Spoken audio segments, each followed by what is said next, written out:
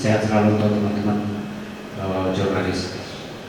Yang pertama, tentu saya ucapkan terima kasih buat para pemain yang hari ini sudah berusaha dengan sekuat tenaga untuk melakukan pertandingan, dan pertandingan hari ini berjalan di awal tadi memang kurang begitu mudah karena genangan air yang kita sama-sama tahu, sehingga kedua tim kurang bisa mengembangkan permainan.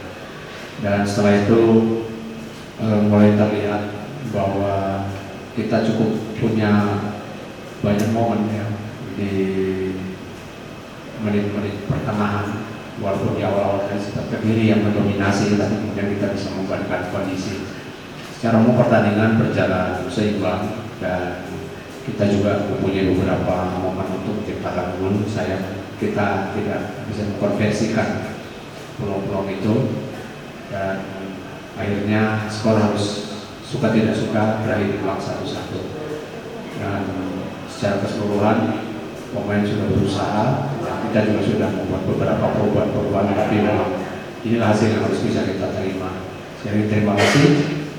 Mungkin ada hal yang mau ditanyakan, saya persilakan. Mungkin sebelumnya saya. Baik, terima kasih. Ya, kecewa pasti ya. Tapi kami pemain percaya kita bisa melalui masa-masa sulit ini.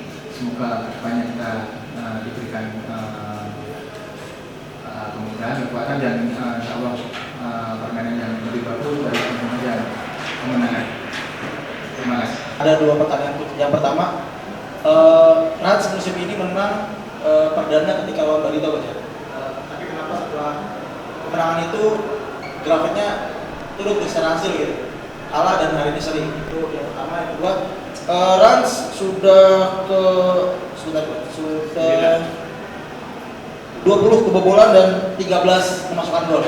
Meski baru pekan 9, apakah udah ada bayangan buat merombak skuad tuh? Mungkin udah ada pemain yang diincar dari depan atau belakang itu. Terima kasih.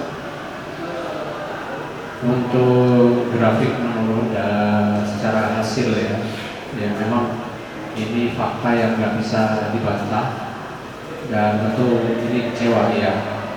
Tapi sebetulnya kualitas kita ketika kita menang lawan Barito itu justru itu kita kualitas permainannya di bawah ketika kita kalah lawan Persib Bandung, juga di bawah ketika kualitas kita hari ini bermain. Artinya memang ada hasil-hasil pertandingan yang harusnya kita bisa menang, yang harusnya kita bisa lebih baik secara hasil, tapi memang kita tidak mendapatkan itu. Jadi saya tentu kecewa ya, tapi saya terus akan berusaha memperbaiki itu. Terutama kepercayaan diri pemain, bagaimana setiap ada peluang untuk bisa lebih tenang. Yang kedua, pertanyaan yang berikutnya mengenai merubah skuad. Ya. Skuad atau si kuat? Skuad. Oh, soalnya lagi rame si kuat. Tentu belum terpikir, karena fokus saya sendiri saat ini betul-betul lagi pemain yang ada saat ini bagaimana bisa mengoptimalkan mereka, karena sejujurnya mereka juga bukan pemain yang menurut saya nggak bisa untuk wing up ya. Saya yakin dengan mereka bisa untuk bangun lagi. Saya rasa itu sementara. Pertama kan masih ada sedikit berani menekan Persik, tapi di babak kedua seakan justru berbalik lagi. Ini sebenarnya apa yang terjadi, Coach? Apa memang ada telat mengubah formasi sehingga atau meredam Persik, akhirnya Persik berhasil mengambil kendali dan berhasil cetak gol di kedua itu?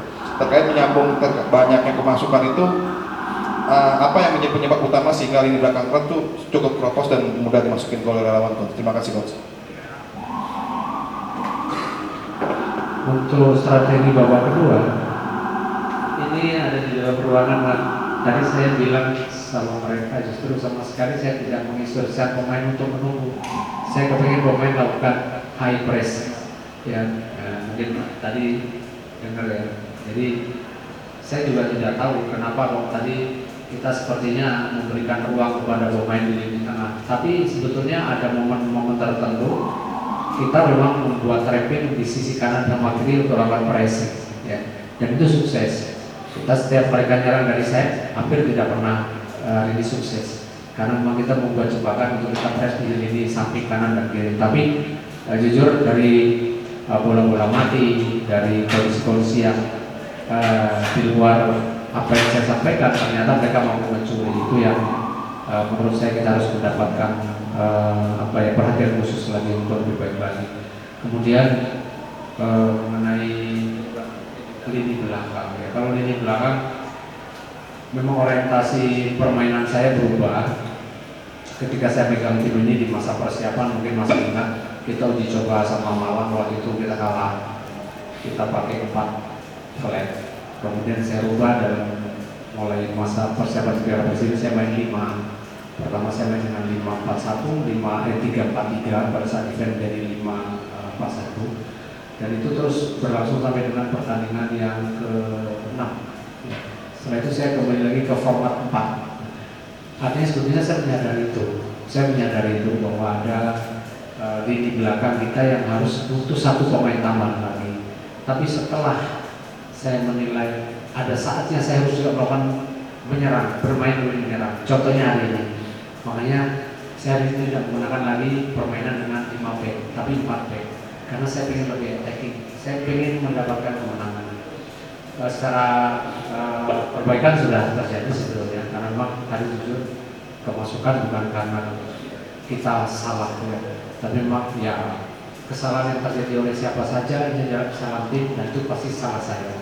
Jadi saya bisa mengerti kondisi itu, tapi sebagai pelatih tentu saya tidak punya kewajiban untuk saya menyalahkan pemain saya dengan kondisi yang tadi. Itu saja jawaban saya. Beberapa hari lalu Rans Nusantara memutuskan untuk meminjamkan Christian Gonzalez ke PSIM Coach. Kalau kita boleh tahu di sini apa yang menjadi penyebabnya? Apakah karena memang stok lini depan Rans sudah banyak, sudah penuh, atau memang Christian Gonzalez yang kalah bersaing, atau memang di usia yang dia sekarang sudah 46 tahun dan secara kualitas Gonzalez memang level Gonzalez memang sudah bukan di Liga 1 lagi, Coach. Terima kasih. Saya selalu tidak pernah menilai seorang pemain dari usia. Catat. Bahkan ketika saya masuk Rans pertama kali, Gonzalez menjadi andalan saya yang sebelumnya dia nggak pernah main. Saya pasang dia reguler karena kebetulan juga waktu itu striker kita cedera. Dan ketika kita masuk Liga 1, Gonzalez masuk dalam squad kita, squad saya. Artinya apa? Artinya ada trust, ada kepercayaan yang saya berikan kepada Gonzalez dan pemain-pemain yang ada saat ini. Kemudian kita berlangsung melakukan masa persiapan dan latihan. Nah, tentu di dalam latihan itu kita mulai membuat sebuah kompetisi antara pemain. Jadi mereka harus bersaing siapa yang terbaik di dalam proses latihan, dalam uji coba yang kita berikan, dalam setiap apa saja momen pertandingan yang kita berikan kesempatan. Saya harus fair dalam menilai seseorang pemain. Dan ternyata ya inilah skuad yang kita punya, dan Gonzalez beberapa kali juga kita ajak. Tapi tentu mungkin ada pemikiran yang berbeda dengan apa yang kita inginkan. Tentu Gonzalez juga punya hak untuk dia menentukan masa depannya, untuk dia karena masih merasa bisa main, masih merasa bisa sebagai starter di klub yang lain, ya kita memberikan kesempatan itu. Jadi tidak ada hal yang lain selain dari itu. Saya rasa clear ya, Bang. Terima kasih. Izin kok, saya Alif dari bolasport.com. Kalau tidak salah Rans menjadi tim yang paling banyak kebobolan di Liga 1 ini hingga pekan ini. Musim lalu ada sosok sentral Hamzah, kira-kira seberapa besar pengaruh dari kehilangan sosok sentral dari Hamzah di lini belakang? Terima kasih. Hamka sebetulnya salah satu pemain yang kita rekomendasikan untuk tetap berada bersama Rans. Tapi Hamka punya gambaran yang lain untuk masa depan mereka, untuk masa depan dia. Jadi ya kita juga tidak bisa menghalangi. Kalau ditanya seberapa besar pengaruh hilangnya Hamka di tim kita, sebetulnya tim ini ya nggak ada masalah.